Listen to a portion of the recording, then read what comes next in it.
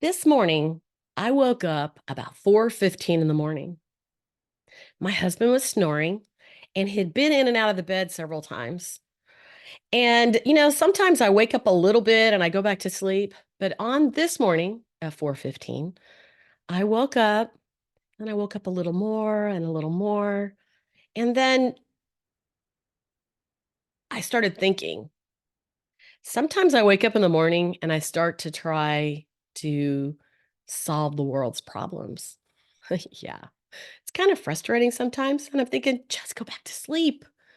But on this morning, my husband kept snoring, and I felt really bad because I was complaining and whining about this as we woke up. And of course, he felt bad, but we can't help what we do when we're sleeping, right? Well, the light came, daylight came, and I had the TV on and I was laying in the bed still. Actually, I was sitting up drinking some coffee and I thought, "Oh my gosh, I have a lot to do today.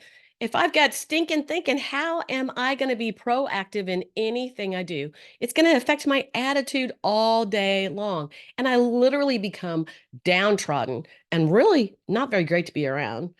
So I thought, "Oh, dear Lord, let me just lay down and let me just close my eyes and go back to sleep for 15, 20 minutes, maybe 30 minutes. Oh God, and please help me wake up with a better attitude." Well, I did kind of doze in and out. I just relaxed, went on back to sleep, and I did wake up. And I did have a better attitude. Why? Because I asked for it. I acknowledged it. But whenever I woke up early in the morning, I started thinking about this book, Becoming a person of influence. And I started to think about how even in our marriage, we need to be a person of influence. We need to be a positive person of influence. And guess what the top of this says? How to positively, can't say it, how to positively impact the lives of others. Well, I don't know about you, but I want to be a positive influence in my house. I want to be a positive influence and encourage my husband. I want to be a positive influence for my kids, their spouses, my grandkids. And to do that, I have to watch my own attitude. So today I'm going to share with you, it is called the crazy cycle. This is something that affects every single marriage, good, bad, sad, terrible, whatever it is. Some people are affected more often. If you're unaware of your behavior, then you probably have this happen a lot. But so very often, one spouse wants things to grow and be better and better in their marriage. They're paying attention. Maybe they came from a family that paid attention to personal growth and doing your best and that kind of thing. But it just takes one person to understand this, and you can change things. So I want you to stay with me till the end of this, and I'm going to be sharing with you about the crazy cycle, how to recognize it, and the importance of it, and how to move past it. So the first thing I'm going to share with you is from this book. It's Joyce Meyer's, and it says strength for each day. It's important the things that we put into our mind. We live in a society of negativity. Negativity draws more negativity. Positive people draw more positive people. Have you ever noticed that positive, energetic people are always hanging around positive, energetic people? When we get downtrodden, and I remember years and years probably where I whined and I moaned about things. I did that because I didn't know any better. And I had great and wonderful friends who listened to me do that. And now I only have so much patience to listen to that whining and that moaning when there's really a problem. But too often, like I said, it's our attitude. So I want to share with you from Joyce Myers because she says it so very well. Because only one person can control our attitude, and our attitude does control our altitude. I remember that from my Mary Kay business.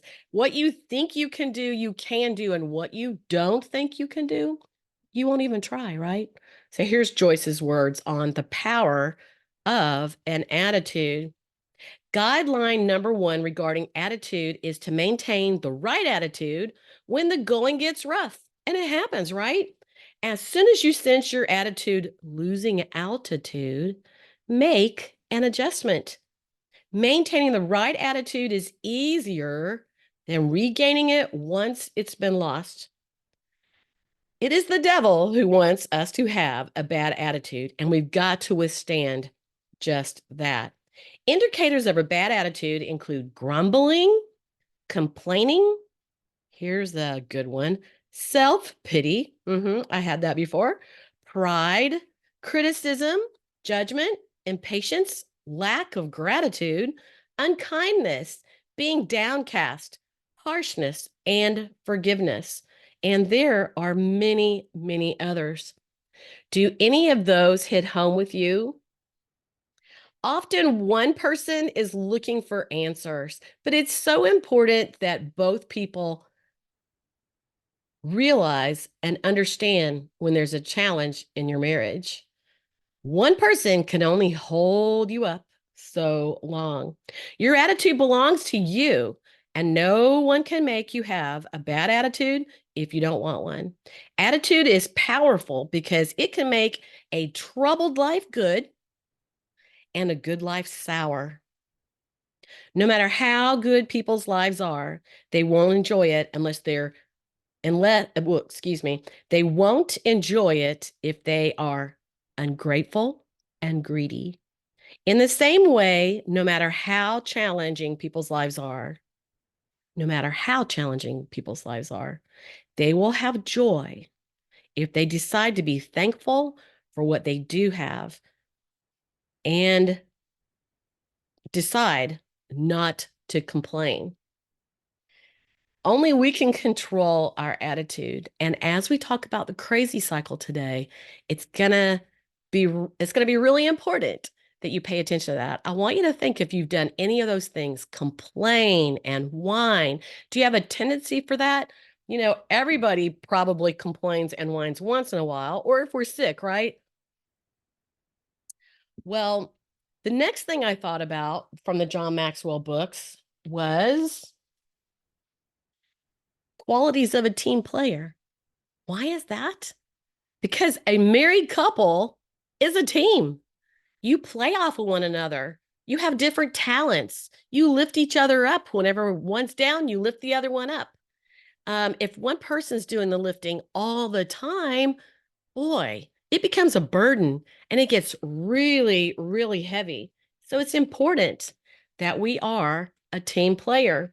So in here, John Maxwell talks about being adaptable. And this is actually from an anonymous writer. So I don't know who wrote it, but it's so, so good.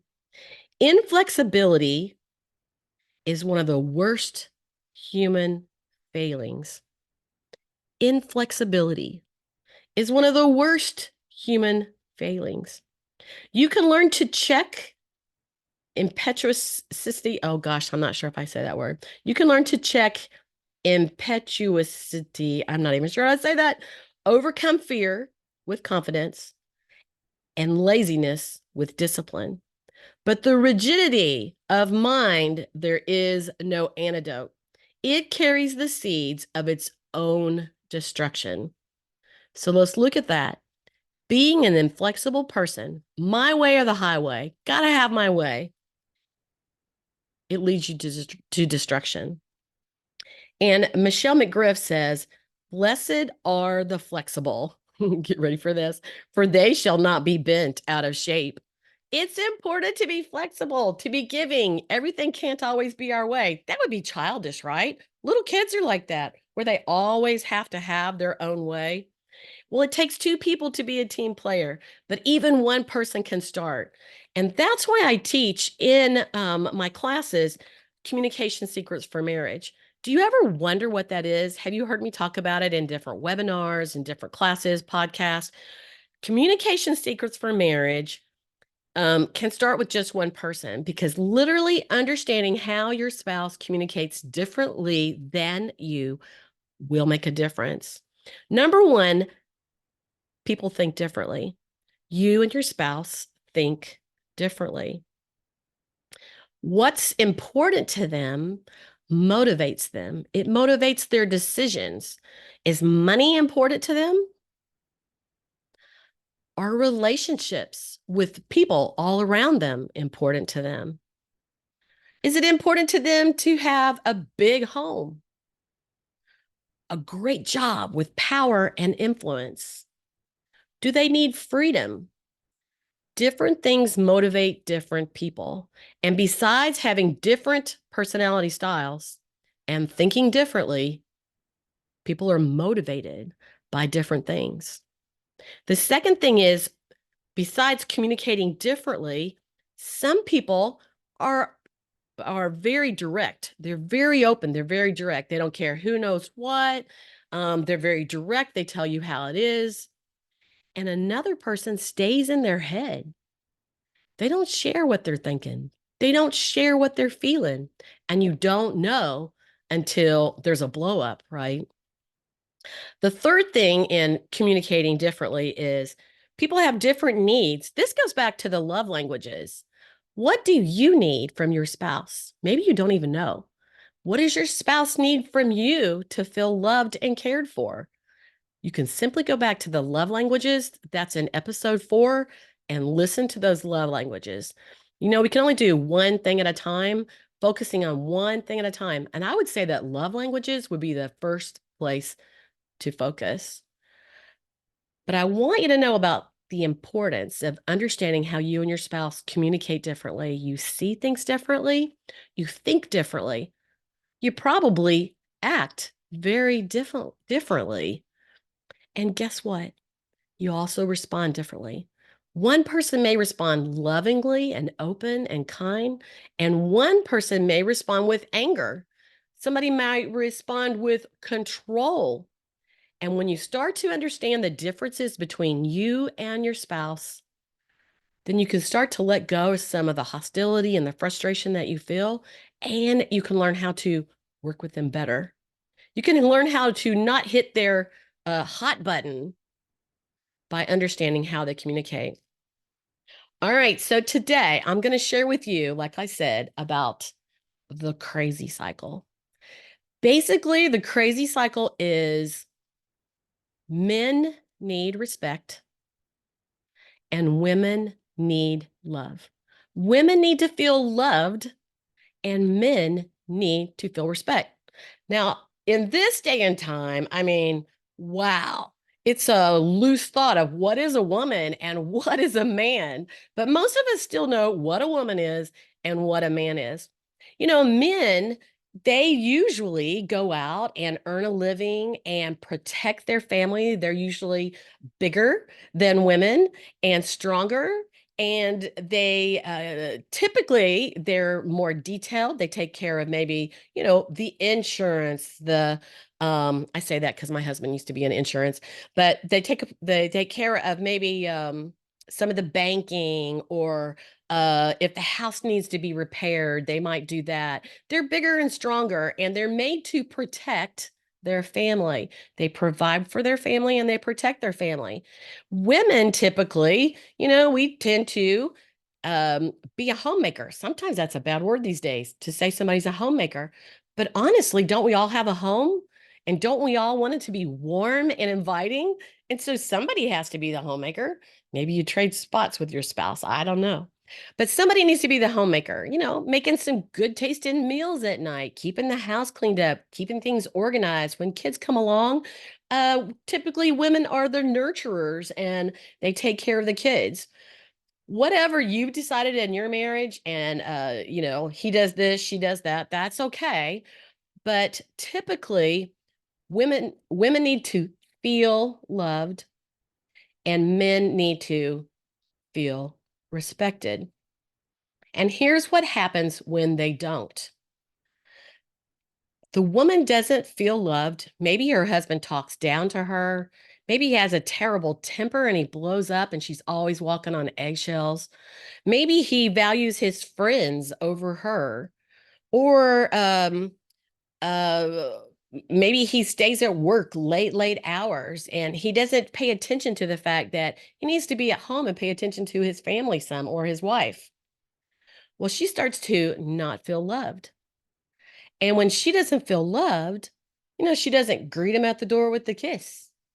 She doesn't say, "Hey, honey, how was your day?" She doesn't want to listen to what he has to say. And when he starts telling her what to do, she resists. He feels disrespected. Maybe she doesn't appreciate all the hours he puts in at work. Maybe she doesn't appreciate the things he's doing. But if he's talking down to her, or he's got a bad temper, or he's not coming home from work, um, then she's feeling not loved. Like he doesn't care. She's not number one. Did you know we're supposed to be number one for each other? Literally, I always say over and over and over, and I can't say it enough because it goes for anything and everything. Um, Everybody has a sign around their neck that says, "Make me feel important," and your spouse has a big sign around their neck that says, "Make me feel important." Because when you make me feel important, men feel respected, women feel loved, and now they're going to work better together. So, like I said, when I woke up early this morning and I thought about the book called Becoming a Person of Influence, I started to think, business is not really quite so much different than a family or a couple. The idea that we grow in our business, we want to keep learning and being educated, learning new things. Why don't we do that at home? Why don't we think about personal growth when it comes to our spouse, our relationship? When we're raising kids, we certainly think about their personal growth. We got to be thinking about our personal growth first, because how do we give if we're not filling our own cup? So I'm just going to go through a few of John Maxwell's um, tips on influence, because I know you want to be a positive influence for your spouse, right? If you're a man listening, you want to feel respected. If you're a woman listening, you want to feel loved. Now, I do realize that women want respect and men want love too. Ultimately, if we're going to come together, there's that intimate relationship that husbands and wives have. And if you want to have that, you got to make your spouse feel important. Both of you need to feel respected, and you both need to feel loved. So I'm going to go through a few of these, and I think that all of these things will help you gain influence, a positive influence in your marriage. Number one, integrity with people. These are just the chapters in this book. Integrity with people. Well, honesty is important. Being supportive of your spouse is important, but integrity is important. Do you keep your word? Do you do what you say that you will do? The second one is a person of influence nurtures others. Well, you know what? My husband is very nurturing, very caring, very thoughtful. He's a great listener. He pays attention to what I need from him. And guess what? I want to do the same for him. I want him to feel loved. And, a lot of times for men, that's cooking a great dinner. Because you know what? What do they say? Sorry, but sex and food, right? Sex and food. So a man wants to feel nurtured and loved by his wife, and the same thing goes for women. A person of influence, as John Maxwell says, has faith in people. Do you have faith in your spouse? Do you believe in them? Do you want the best for them? Do you lift them up, appreciate them, encourage them? Faith in people. Do you treat your spouse with the same love and faith and integrity and that you would treat somebody at work? So many times when we're out at work, we want to be liked when we're out in public. And so we put about our best face. We want to have that same thing at home. It's like a muscle. It's like exercising a muscle of making the right choices and doing the right thing. John Maxwell says a person of influence listens to people. Well, I want you to think about all the people at work, maybe at church, out at community groups that you're in. Who do you like best? You like those people best that listen to you. If they start to talk to you and somebody else talks to them and they walk away, you feel unimportant. And so, in the same way, your spouse needs to know that you care and want to listen to them. And honestly, if we don't listen, we're actually being a little selfish. Like we're looking at ourselves, thinking about ourselves instead of thinking about the other person. John Maxwell says a person of influence understands people. Now, this goes back to that communication class that I was talking about. You can never totally understand people, but once you have gone through the communications class, there's actually an assessment that helps you really understand yourself, things you've never thought of before, and it opens your eyes to how to communicate to your spouse. You truly start to understand people. I know during some very challenging times, one of my granddaughters, who was usually so very, very sweet, became angry. She was terribly angry. Guess what? That is a top emotion. And that is something that when everything's going wrong, our top emotion jumps in to take care of us. And she became angry. And guess what? Because I understand the communication styles, I could understand exactly why she was exhibiting this. And she was kind of putting it towards me. I was the one kind of helping take care of her, and she was putting it towards me. And that's because often we let loose our wrath on those that we love. We don't mean to. That's why it's important to talk about things. John Maxwell says that a person of influence navigates for others. Well, we're all down and out at different times. We have a lot of moods. Sometimes our energy's low. And guess what? When I'm down and out, I'm thankful if my husband navigates for me. He gives me direction. He's understanding. He cuts me some slack because he knows maybe I'm a little low on energy. John Maxwell says a person of influence connects with people. How can you connect with your spouse? I want you to go all the way back to when you first met your spouse. What attracted you? What did you enjoy doing together? What connected you? What made you want to spend your lives together? Sometimes we have to go back to the beginning. John Maxwell says a person of influence empowers people. Well, just like a great leader empowers people at work, we want to empower one another. My husband empowers me. You know, life's not always easy. Business is not always easy. People are not always easy. And sometimes we're sad, we're down, we're out, we're frustrated. We feel like there's no hope. That's when your spouse empowers you and lifts you up, gives you a little extra loving.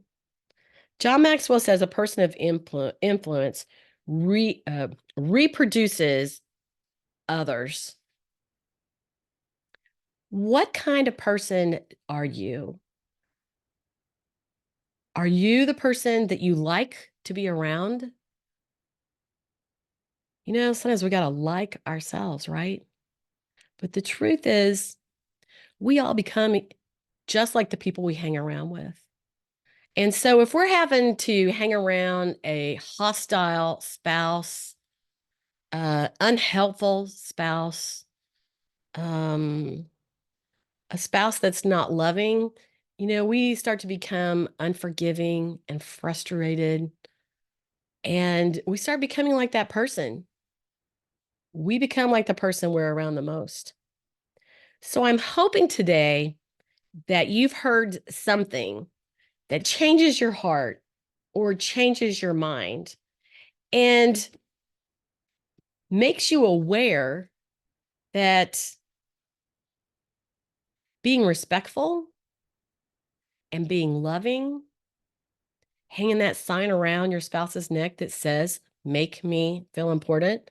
Well, not for you to hang the sign around their neck that says, "Make you feel important," but to remember that your spouse has that sign around their neck that says, "Make me feel important." Your kids have those signs around their neck. Your boss has that sign. Your mom has that sign. Your best friend has that sign around their neck. And when we're focused on others and what we can do for them, then our eyes are off of ourself. And it kind of lightens the load because we're not thinking about ourselves anymore. We're thinking about others. So if you are a person of influence, what kind of influence do you have with your spouse? What kind of attitude do you have? Do you respect your spouse? Do you show your spouse that you love them? So I encourage you today, if you want to go and get the transcripts, you can get all the books that you heard or some of the words that you heard. You're going to find those in the show notes at theextraordinarymarriage.com/podcast. There's a button at the top if you find that you would like to learn a little bit more or you have some questions for me. There's a button that says, are you looking for a listening ear? I have a complimentary appointment that you can get with that. But I encourage you to go over to the Communication Secrets for Marriage and take that class. It will open your eyes into things that you have not thought of before. And you may find 3 things, 5 things, 7 things that can help you have a better marriage, have a better relationship. It's February, it's Valentine's Day. And I don't know about you, but I like to have a great attitude. I like to have great energy. I like to encourage those around me. And I like to have a great marriage because a happy home equals happier kids. A happy home equals more energy at work. A happy home equals a better outlook for everything else you're doing. I'm Connie Durham with the Extraordinary Marriage, and I thank you for listening today. And you know what? I would love to hear from you. Connie at the Extraordinary Marriage. Thanks for listening.